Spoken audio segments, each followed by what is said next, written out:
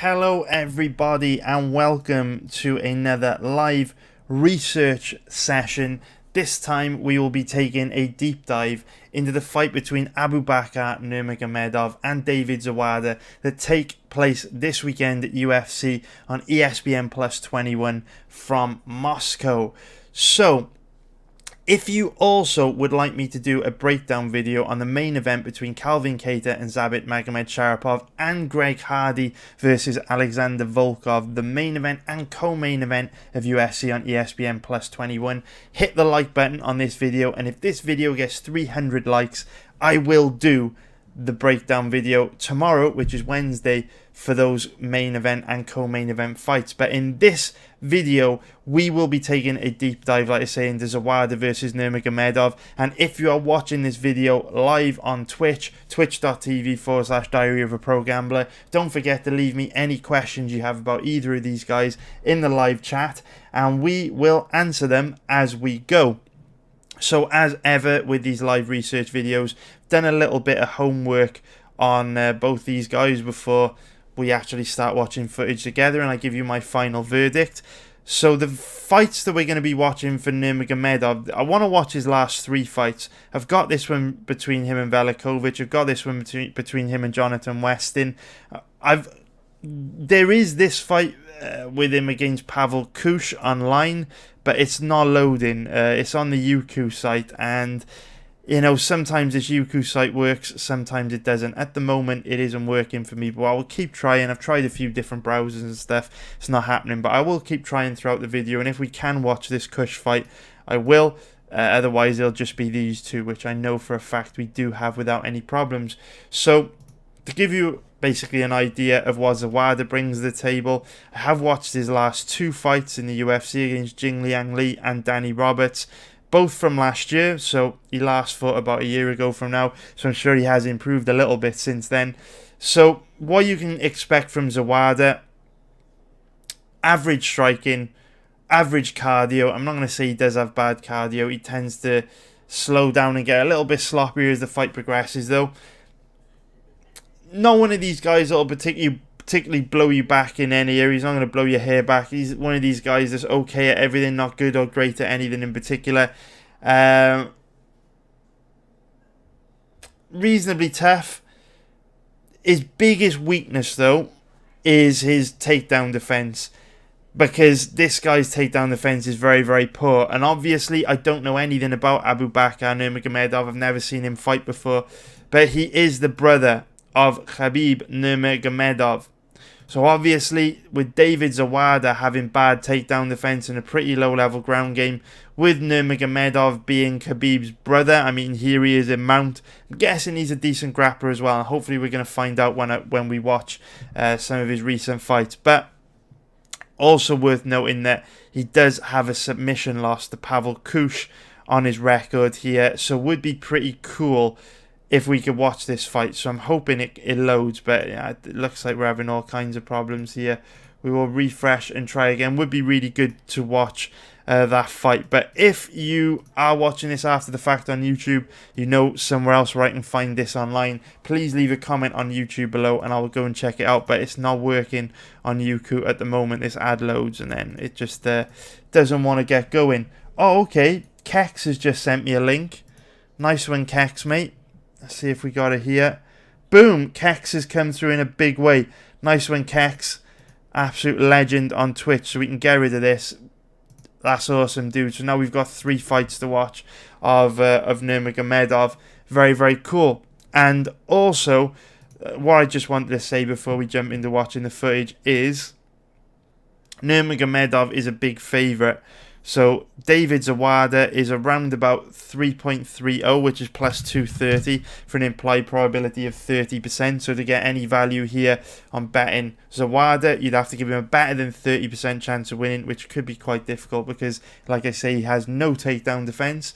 And then if we look at the odds on Nurmagomedov, currently around about an average of 1.35, which is minus 286 for an implied probability of 74%. So in order to bet Nurmagomedov here, you'd have to cap him at around 80%. You'd have to give him around an 80% chance of winning. And obviously, to bet Zawada, you'd need to give him, I would say, at least a 40% chance of winning. So, in terms of where these guys train, obviously you can see Nurmagomedov trains with his brother. Although, actually, maybe not. Obviously, we know Khabib trains in California, but it actually looks like his brother doesn't. Here we can see him with Ali Abdel Aziz at the Performance Institute. Oh no, it does. Here's some pictures of him at AK. I was thinking he was training back in Russia because there were no pictures of him in AK, but it does appear that he does train at AK. So all good in the hood, all gravy. Excellent. Okay, cool. So definitely trains with a high level of training partner. As for David Zawada, looks to me like he trains at small independent gyms. Can't work out where exactly, but I don't recommend anyone in these training pictures.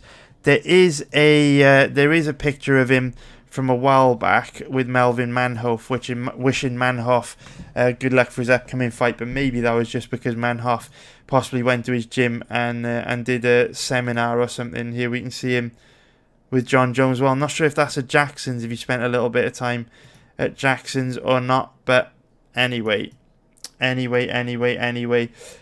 get into watching some footage. So I don't know anything about Nurmagomedov, but I'm guessing he is a grappler because of the way his brother fights. He's in mount here in this picture.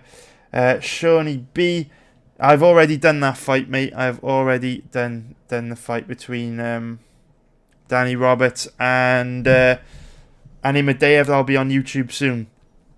So let's get into watching this fight. So we're going to watch Nurmagomedov's last fight against Bojan Velichkovich from PFL 10. This was around about a year ago. So I'm sure that Nurmagomedov's improved since then. He's 29 years old, 5'11" with a 73-inch reach. So his opponent will be a little bit bigger, but nothing major. Let's get into it and see what we have got. Let's find him. So bearing in mind that here he is, this is the fight. So bearing in mind Velichkovich, ex-UFC, there we can see Islam Makhachev in the corner of Nurmagomedov in the black shorts. Let's see what these boys bring to the table. Bearing in mind that this is Nurmagomedov's UFC debut, a big percentage of fighters lose when they make their debut. The obviously octagon jitters are a very real thing. We can see Nurmagomedov with the AKA logo on his shorts. And he's also come out southpaw here, which is very, very nice to see. Another string in his bow, and Velichkovich answering him fighting southpaw as well. So, you know, Zawada, like I say, his biggest weakness is his takedown defense and his ground game. So very, very nice. Velichkovich shoots in on a takedown there. Nurmagomedov slides out of range, lands a nice two-strike combo. Very, very nice. Velichkovich is a pretty strong wrestler. We saw, you know, in the UFC, his short time in the UFC, he was quite a strong grappler. And we will see if Nurmagomedov tries to get this fight to the ground. So remember, with Nurmagomedov being such a big favourite, here we go. Shoots his first takedown. I mean, similar takedown entry to Khabib, really. Khabib doesn't ever really shoot in deep on the hips or deep in on the legs. He usually chooses to drive his opponent into the cage and then fish for a takedown from there. Nurmagomedov doesn't have anything here, really, though. He's basically got absolutely nothing. An overhook on the right side is nothing. Doesn't have anything here. Very, very nice, though. Changes levels on a very nice trip takedown. Very, very nice takedown from Nurmagomedov there. He basically didn't have anything, but Velichkovich didn't show any urgency to disengage and fell right into that trip takedown. Very, very nice. And Nurmagomedov also, as Velichkovich started fishing for the head, got himself out of trouble by moving over to side control, which is very, very nice. And now he is looking to take Velichkovich's back.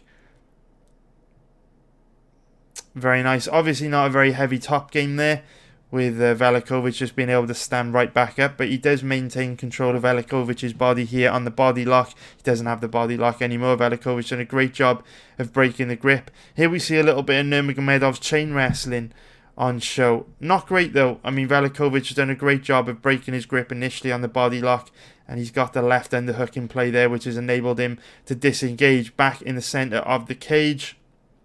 Nurmagomedov, so far so good. Not blowing my hair back, not the best chain wrestling, not the heaviest top game either, but remember Velichkovich is quite a strong grappler. I'm sure there's Zawada would have had a little bit more trouble possibly, breaking breaking Nurmagomedov's grip like that on the body lock, and a little bit more trouble working his way back to his feet as well.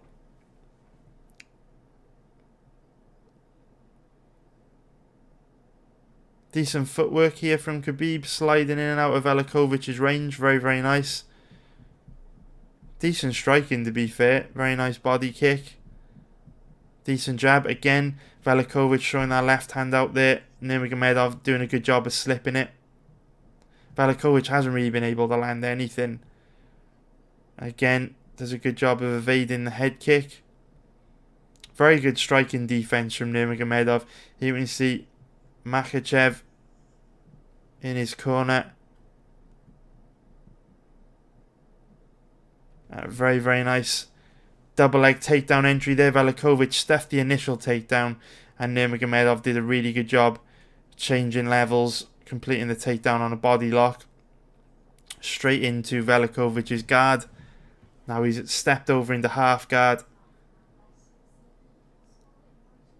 So far, so good from Mr. Nurmagomedov. Looking pretty decent here. Looking like he definitely deserves the favourite price tag. And I was just going to say that, you might not want to bet Nurmagomedov straight here, but this is a big weekend of MMA coming up. We've also got KSW 51, which takes place on Saturday.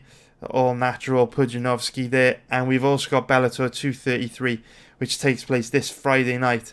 I'm sure there's going to be some squash matches on there. So it's probably going to be plenty of parlay material this weekend with the UFC Russia card, as well as the Bellator and KSW cards. Sure, at the moment at least, based on what I'm seeing, Nurmagomedov is looking like a pretty safe leg to throw into your parlays. Just because, like I say, Zawada doesn't have very good takedown defense. And Khabib, I need to stop saying Khabib. Sorry, boys, I'm tired. I'm feeling burnt out. It's been a long couple months. Looking forward to getting that nice big break in the UFC schedule coming up soon. But yeah, Nurmagomedov looking pretty impressive here. Not blowing your hair back, nothing special, but decent striking defense. Decent takedowns. So far, so good. What do we get from him in round 2? Let's have a little look.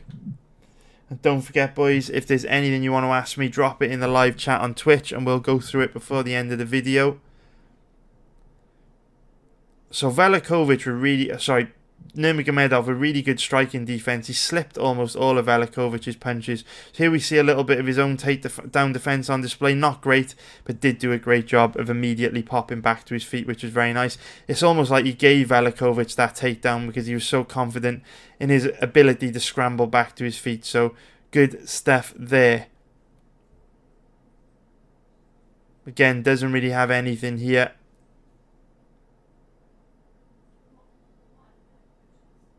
Doesn't have anything here. I mean, an overhook on the right side, but nothing else. Good to see a little bit of his wrestling from this position. Changed levels from this position very nicely in the first round to hit that body lock takedown. What can Nurmagomedov get going here? Try the judo throw. Nowhere near it. Yes, Boogie, I will be offering live betting on Bellator, dude. For sure, man. Last Suvari has asked if I've got any thoughts on the Overeem versus Rosenstruck fight. I think if it stays standing, Overeem's going to be in some trouble, dude, just because of how chinny he is. But we do know Overeem. I know he's primarily a striker, but he is a strong grappler as well. And we saw, in the research video for Rosenstruck last week, Rosenstruck really poor takedown defense, low-level ground game. So if Overeem goes to his grappling, should be an easy fight for him.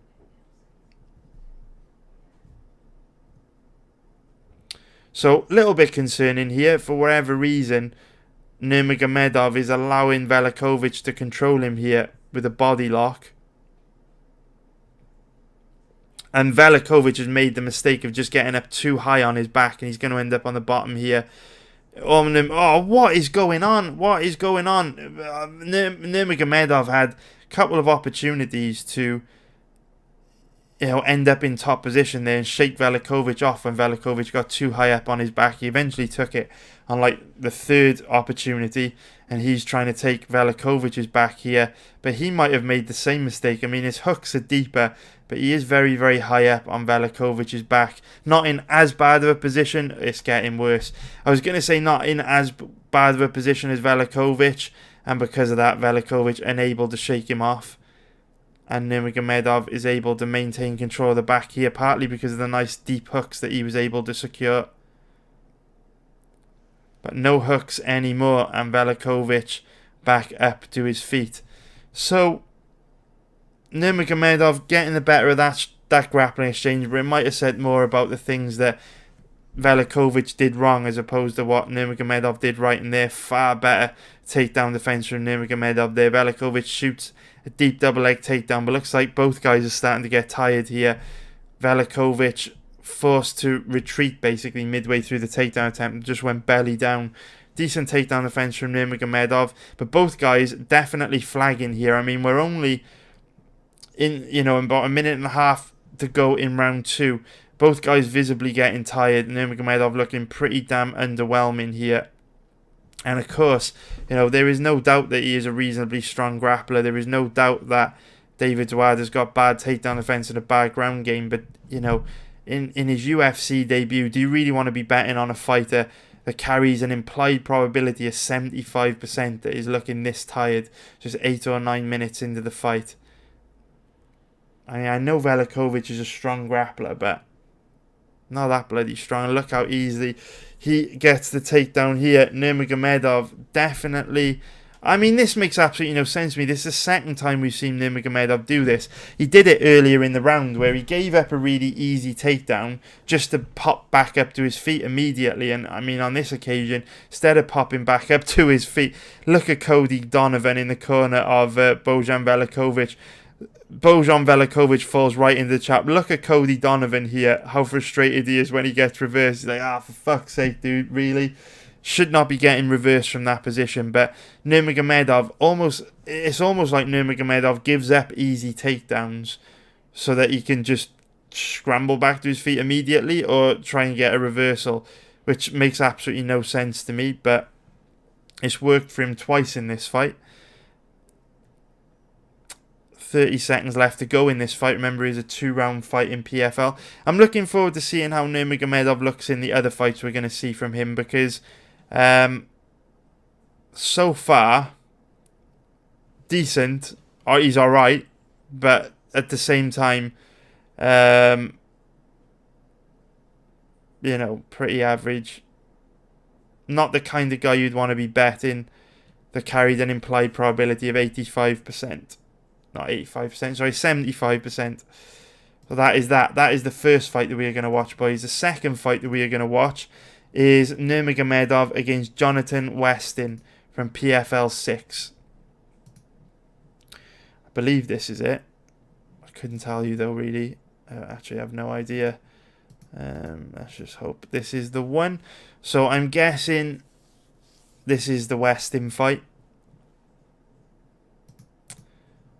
Yes, it is Nurmagomedov in the black shorts. Let's see what we get going in this fight.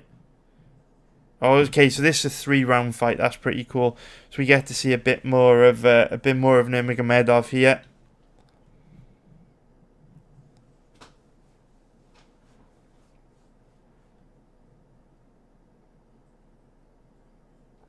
So some things that I liked about Nurmagomedov in the last fight: very good striking defense.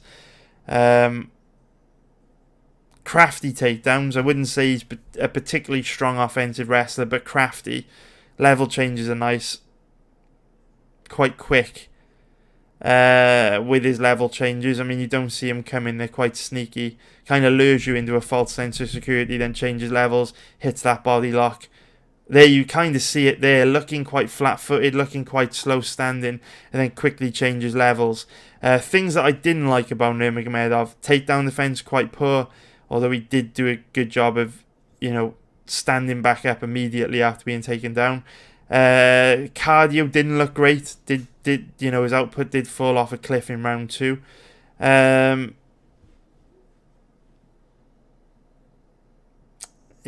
Just quite casual, really, I would say, in grappling exchanges. When you look at his brother Khabib, hate to compare him to Khabib because Khabib's like the best fighter in the world, but Khabib never gives his opponent an inch on the ground. Never gives him an inch.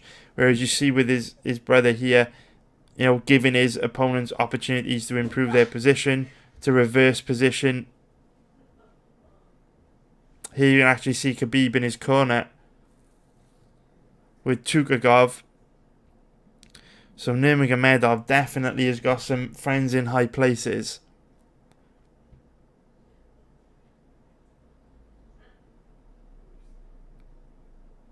Southpaw as well, something else I like about him. Very nice. Again, his level changes are beautiful. Did a great job of changing levels there and getting the body lock takedown straight into his opponent's guard. What I would say is his offensive wrestling's not great. His chain wrestling's not great.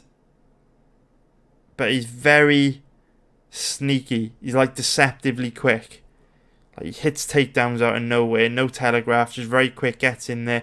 Problem is, if his opponent does read him and stuff that initial attempt, you don't trust Nurmagomedov to kind of have like the chain wrestling to persist. Keep chaining different techniques and attacks together to eventually drag his opponent to the ground. I think that's my biggest concern with him at the moment. When he's initially changed levels and hit the takedown, very, very good.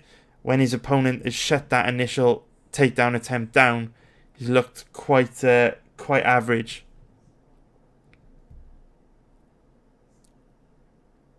And also doesn't look like he's got the heaviest top control either. Here, his opponent's got quite a lot of space here to move around, to improve his position, to try and work his way back to his feet. Here, his opponent's been able to scoot his butt all the way over to the cage, and he can now use the cage to stand back up. So again, Nurmagomedov not looking like he's got the heaviest top game either. All Weston needs to do here is slide his right leg out, and he can pop back up to his feet quite easily. He's slowly popping this right leg out. Here he goes. Now he can post and stand back up. So yeah, Nurmagomedov not really with the heaviest top game either. Even throughout that period of top control, he gave Weston a lot of space throughout that entire grappling exchange to get his butt over to the cage, to quickly stand back up. So here he's in on a double leg. His opponent has done a good job of actually doing the wrong thing. I was about to pay him a compliment, and then he made a mistake. So initially he did a very good job of creating a wide base against the cage. We can go back. So here you can see Nurmagomedov's in on a body lock. So here Weston does a really good job creating a wide base against the cage. Now it's quite clear that Nurmagomedov's not the strongest offensive wrestler, not the best chain wrestler. And here it doesn't look like he's got his hands connected together. So he doesn't really have a lot here, especially with the base that Weston's been able to create. So what Weston should do from this position is start to fight for underhooks to make it even more difficult for Nurmagomedov to connect his hands together on a double leg takedown. But instead what he actually does is he actually just tries to basically break the grip by going 2-on-1, which is the wrong thing to do because it means he gets his legs close together. His balance isn't as great. It isn't as good because he's not creating a wide base. And notice how his feet are closer together, and that then enables Nurmagomedov to switch to single leg and complete the takedown, and then into the body lock to complete the takedown. So you went from double leg to single leg to body lock. So Weston kind of gifted that to him, really. And now, just like his brother, he's trying to tie Weston's legs up.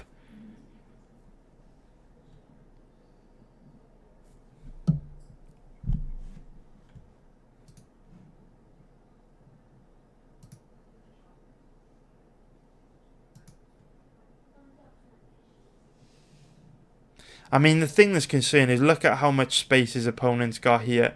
I mean, if Weston wanted to get back up here and disengage, he could quite easily. I mean, it could be. I mean, Nurmagomedov basically has nothing, and there we can see Weston is just able to stand back up. So Nurmagomedov's grappling control not great. Gives his opponents a lot of space, which could be one of the reasons why his cardio is so bad in the last fight, because he works so hard for these positions, works so hard for these takedowns, and then when he gets them, because his control's not the best, his opponent's able to stand back up or move around, which forces Nurmagomedov to work hard then to take them back down or to control them, which obviously uses more energy.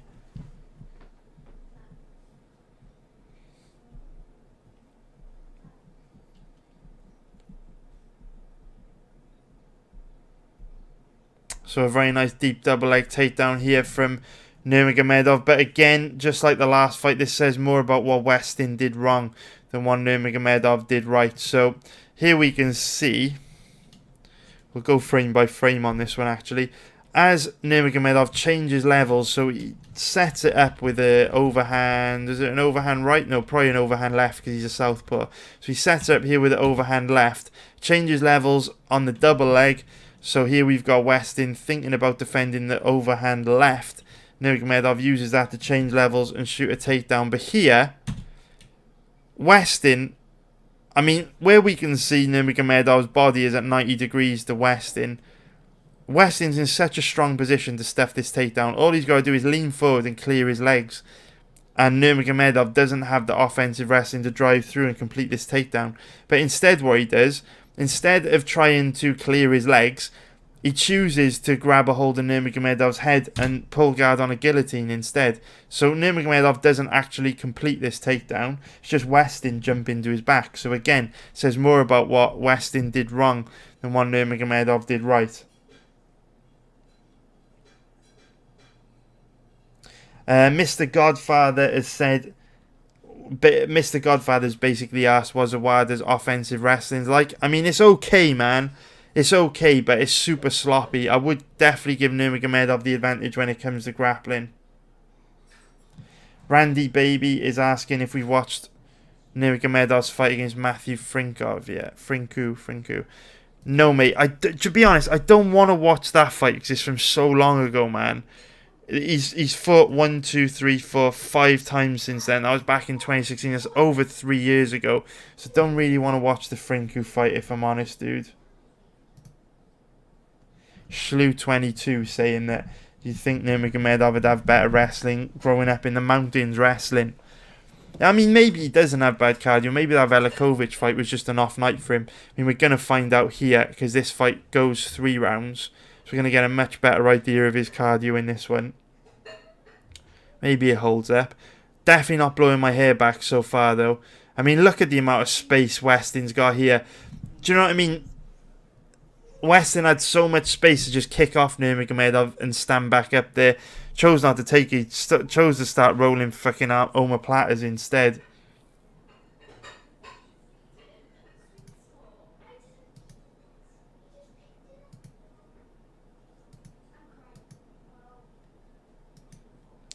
You know, Nurmagomedov is getting a lot of top control here, but it's because Weston's not showing any urgency to get back to his feet. I think Nurmagomedov's got a particularly heavy top going. Look at the space that Weston's got here. Look at the space.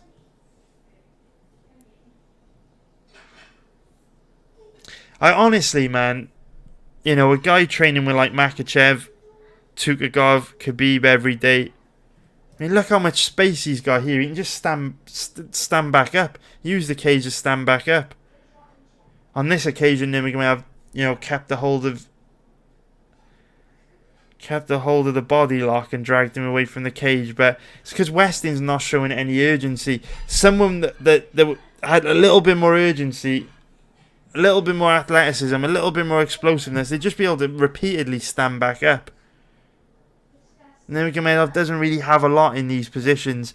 Weston's making him look better than he actually is.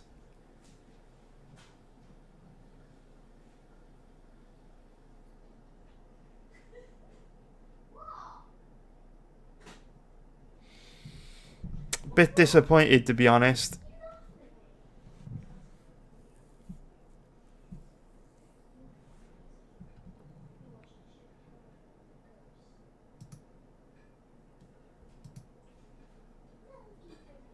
Trust me, guys, I know Nurmagomedov's had a lot of top control in this second round, but it's because Weston's gifted it to him and then made it extremely easy for him to maintain top control.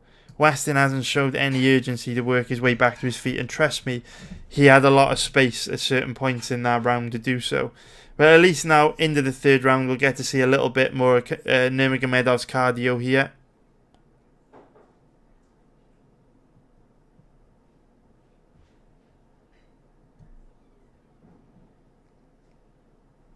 Nurmagomedov thought about a level change there, retreated on it. In on a single leg, and look how easily Weston goes down, man. And again, Weston immediately goes to close guard. So he put himself in close guard here.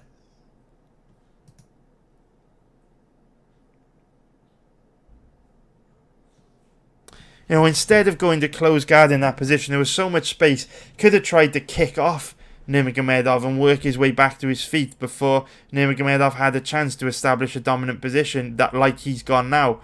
But instead didn't take that little window of opportunity, and now for whatever reason he's going to rubber guard, which makes absolutely no sense. Again, this is saying more about what Weston's doing wrong than what Nurmagomedov's doing right. I mean, he's basically gifted this win to Nurmagomedov on a plate. Literally handed him the win. He's got so much space here. Look how much space he's got to get his back tight to the cage and work his way back up. So much space. Like, Nurmagomedov basically has nothing here. Basically has nothing. I mean, he's peeling his hands away. So Weston tried to peel a couple times and work his way back to his feet. And as he did that, he tried to post a couple times, work his way back to his feet. And every time he did that, Nurmagomedov pulled his hand away. But he's not showing enough urgency. Nurmagomedov looks to have quite a weak top game to me. Someone that showed a little bit more urgency exploding back to their feet would have no problem working their way back to their feet. Wow, is he going to reverse Nurmagomedov here with an omoplata?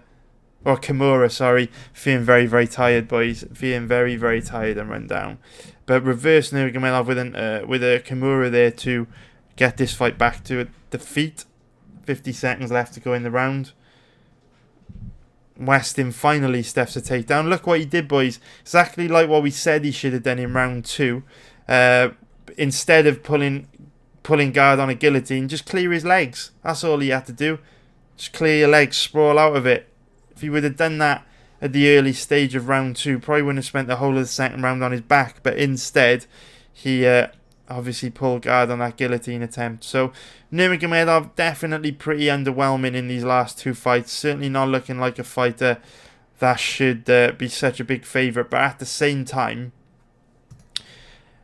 Zawada's got pretty bad takedown defence and he's quite weak off his back. So not rushing out to bet Zawada either. So now we're going to watch Nurmagomedov's fight from July 2018 against Koosh.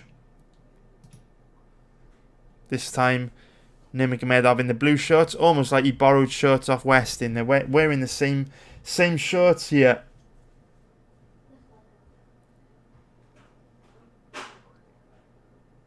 So Nurmagomedov actually loses this by rear naked choke. So I'm guessing that means we actually see someone put up a fight on the ground instead of just accepting being on the bottom and allowing Nurmagomedov to take him down so easily.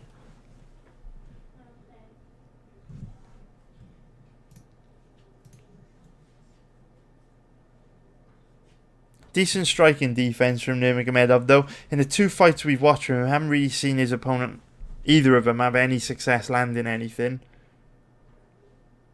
Randy Baby saying that Koosh would probably submit Zawada also.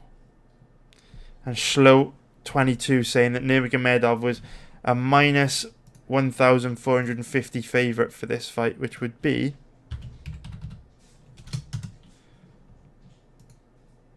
Jesus Christ, a 1.07 favourite. So that means you'd have to, if you bet £100 or $100 you get £7 profit or $7 profit if Nurmagomedov were to have won this, which he didn't.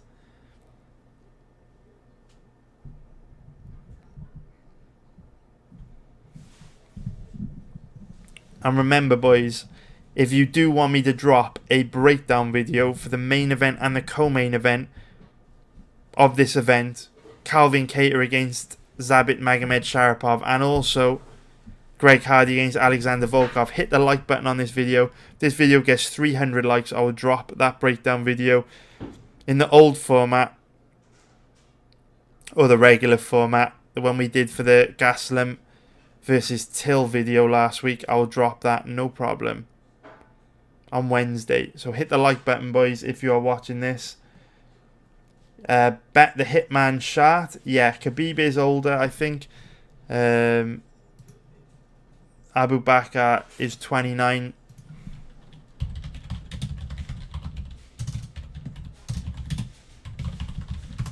And Khabib is early 30s. Yeah, 31.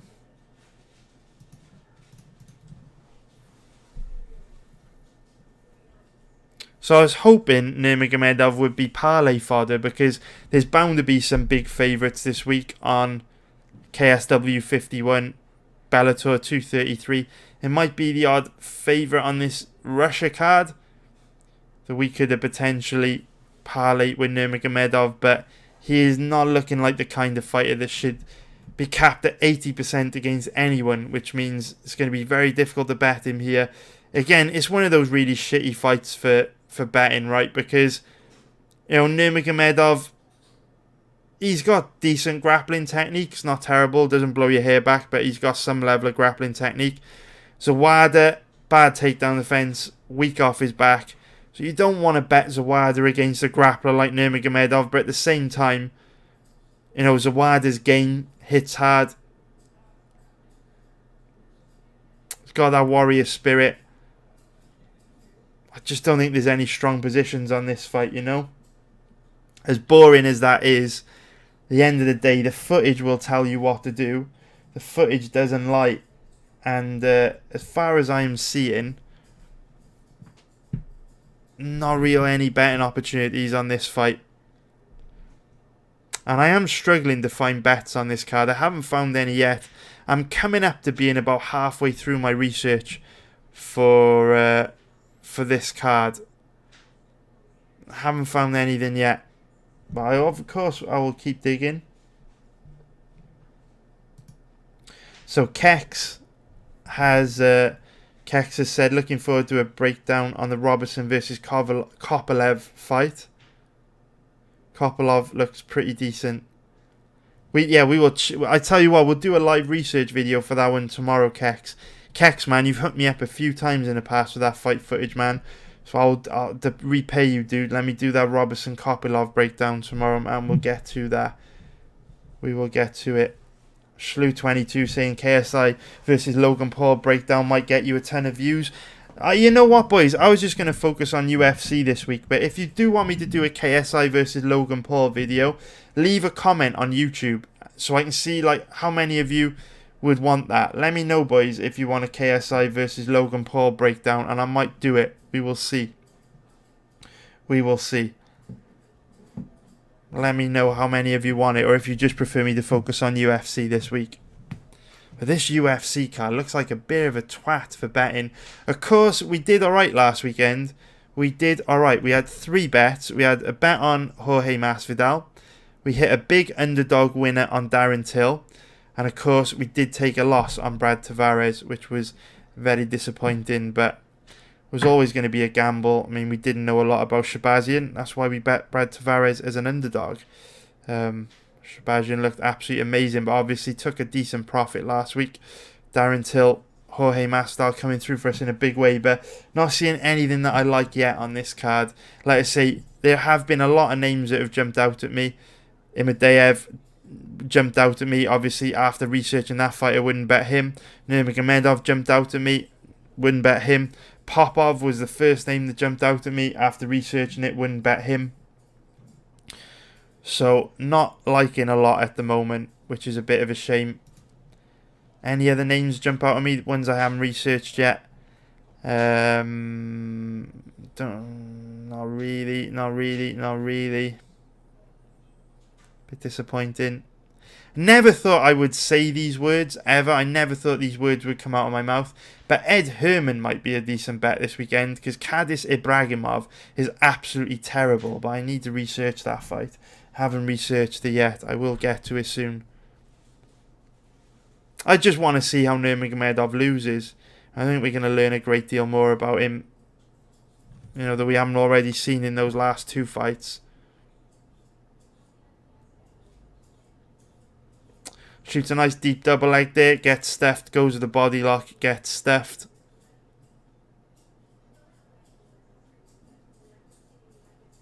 Decent leg kicks there, switching stances from orthodox to southpaw to open up that inside leg kick.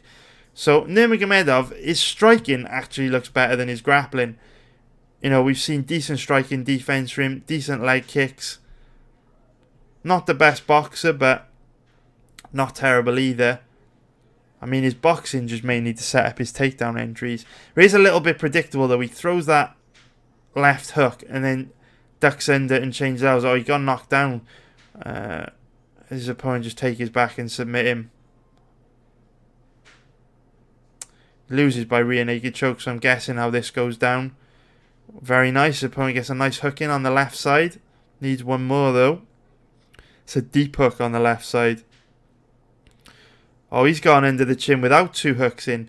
So he went under the chin without 2 hooks in. Went to 2 hooks after he was under the chin. Gets a rear naked choke. Submission. Very, very nice. So that is it, boys. That is it. You don't need to be a rocket scientist to know that there ain't no betting opportunities on this fight. Like I say, summarized a couple times already. Zawada, terrible takedown defense, low level ground game. But Nurmagomedov, not the kind of guy you'd want to be betting at an implied probability of 75%. He's alright. He's nothing wrong with him, but doesn't blow your hair back. And for me, to bet on a guy that commands those type of odds, they've literally got to tick every single box. And look amazing. And Nurmagomedov doesn't look amazing. Doesn't have a really heavier top game. Striking defense is okay. Grappling's okay. Yeah, wouldn't bet him here. That is an easy pass. So I will just run through any last questions you've got on Twitch, boys, and that will be it for these breakdowns. Not sure if I'll be on later. Feeling pretty tired. Probably gonna have some food and just go to bed. But I might do a breakdown later on. We will see. If you do have any questions, boys, drop a comment on the live chat on Twitch, and I will get to it. Let's take a look. Okay. So Hilt is asking about the Hardy versus Volkov fight. So Hilt, we've already said, if you want me to do a breakdown of Hardy versus Volkov on YouTube, I'll post it on YouTube. Hit the like button on this video. And if this video gets 300 likes, I will do a breakdown for Volkov versus Hardy, which will hopefully drop on Wednesday if we get enough likes. We normally easily get 300 likes, so I'm sure you boys will come through for me and smash that like button. Shuck Me Balls 141 has asked about the Ramazan Emeev versus Rocco fight. Alright, I tell you what, boys, 300 likes on this video, and we'll break down the Ramazan Emeev and Tony Rocco Martin fight alongside Volkov and Hardy. How about that for a good deal? So smash the like button and shut me balls. We will get a breakdown for that one too. Kex has said, mate, I learned so much over the last 5 months from you. All you tell is the truth and the most don't get it. I needed 2 days for an instant subscription on your site. Looking forward to the last events this year. Nice one, Kex. Thanks a lot, dude. I'm glad you are liking the site. And again, I like saying stuff like this on videos because basically once I put it out into the universe and all you guys expect it, I basically have to do it. So if we look at the remaining events this year,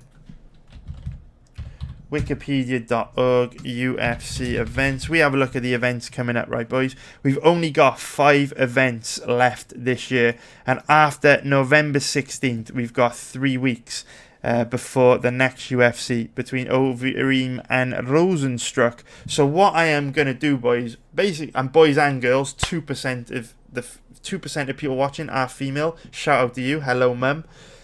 What I'm going to do, when when there's like back-to-back UFC events like this for fucking weeks on end, literally all I have time to do is watch fights, write about fights, make videos on fights. That's literally all I have to do. I don't have any time to do anything else. I work like crazy hours 6 days a week, yeah?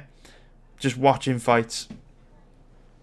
But then when you get breaks in the UFC schedule, I like to use that time to improve my website, invest in things, look at creating new businesses, that kind of thing, right?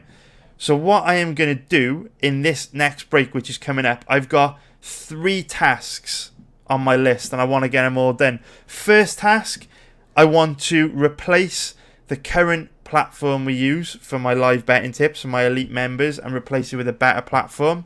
That's my priority. Second priority, create a waiting list for my elite memberships, because I get emails every week asking to sign up to the live betting tips and I just don't have any spaces for that, so I'm setting up a waiting list for that. And then the third thing I want to do, the most exciting thing, I'm always looking for ways that I can give my members more value for money. So I came up with a really cool idea, because I was thinking, like, what can I do to give people better value for money, because they pay for my betting tips, but sometimes the betting tips lose, sometimes, you know what I mean, I don't have any betting tips for events, so that's pretty rare.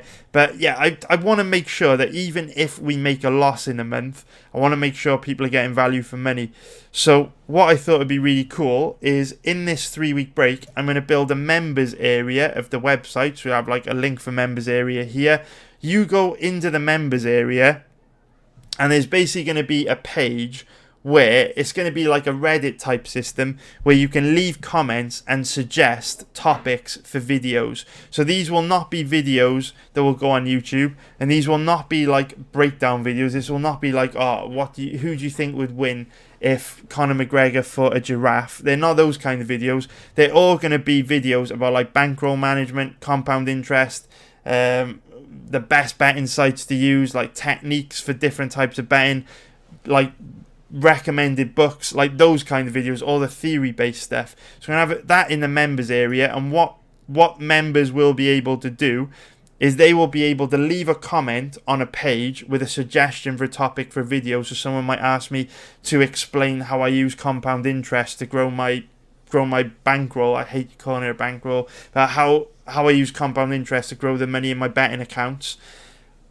And then it'll be like a Reddit type system, so people will be able to like vote on the comments, and the ones with like the most votes, the upvoted ones, will go to the top. And then every month the suggestion for a video topic that gets the most votes from other members will be the one that I make the video of. It could be about anything, so I will do one of those videos a month exclusive for members. So that will be coming soon, Keck. So I'm glad you like the website, dude. I'm always trying to think of new things I can do to add more value. So exclusive member videos will be coming probably in January, because I'll build the area of the site in November, and then by January it'll give me time to kind of like work out the logistics of it.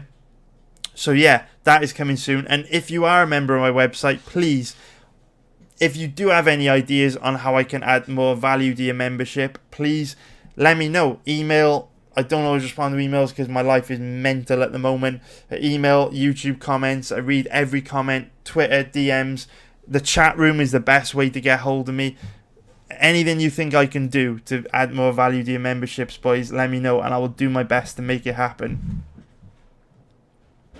Schlo22 has said, I'm suspect of Hardy. He's looked for shortcuts in his 2 fights against half-decent fighters. Cool. Zips has said, do you think you'll be back in the main event? Hit the like button on this video and find out. I will break that fight down in a YouTube video on Wednesday if this video gets 300 likes. Eveb M has said, Zabit versus Cater is only 3 rounds. That favours Zabit. Yeah, for sure, man. I think it does. Zabit has definitely slowed down in the second round of his last 2 fights against Botniak and Stevens, for sure. Like, it's undeniable. He's definitely slowed down. Could be some cardio issues with Zabit, for sure. So 3 rounds definitely favours him. 2 of his last 3 slowed down in against Botniak and Stevens.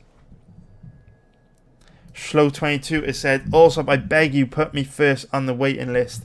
We will figure out a way to make the waiting list as fair as possible for everyone, dude. and that will be top of my to-do list in that next break in the UFC schedule. So, nice one for everyone for watching, boys. Don't forget to hit the like button if you haven't already. That is it for this one. And also, I am taking requests, right? Because there's going to be loads of these live research videos this week that I'm putting out on Twitch, twitch.tv/Diary of a Pro Gambler. Let me know, boys, what fights, boys and girls, 2% of girls, I have to keep reminding myself. Let me know what fights you want to see me get through this week. So I'm going to hook Kex up and do the Robertson versus Kopylov fight probably tomorrow. Let me know in the comments what ones you would like me to do very soon. But that is going to be it for this live stream, boys. Thank you for watching. Thank you for watching, ladies, as well. The 2% of you. Take care, and I will see you all soon. I'll be back very soon with another one.